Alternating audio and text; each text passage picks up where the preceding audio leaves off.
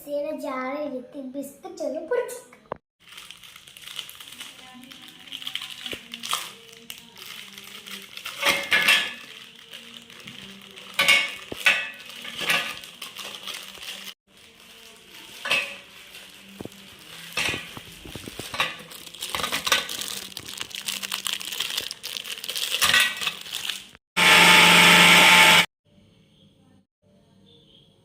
Biscuit നോക്കി പാത്രത്തിലേക്ക് മാറ്റാം.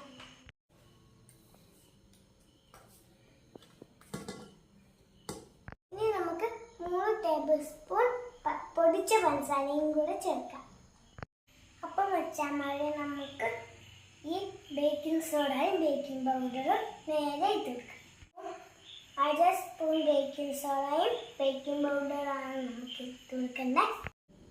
ഇനി 1/2 സ്പൂൺ കൊക്കോ പൗഡറും കൂടി ഇട്ട് കൊടുക്കാൻ വെച്ചാൽ മതി. ഇനി ഇതെല്ലാം കൂടെ നമുക്ക് മിക്സ് ചെയ്തെടുക്കണം. ഈ 2 മുട്ട മിക്സിയുടെ ജാറിനകത്ത് പൊട്ടിച്ച് വയ്ക്കാം. 4 ടേബിൾ സ്പൂൺ എണ്ണ ഒഴിച്ചു കൊടുക്കാം. കുറച്ച് വാനില എസൻസും കൂടെ ഒഴിച്ചു കൊടുക്കാം. ഇതൊന്ന് മിക്സ് ചെയ്തെടുക്കാം. നമുക്ക് ഇതിനകത്ത് ഒഴിച്ചു കൊടുക്കാം.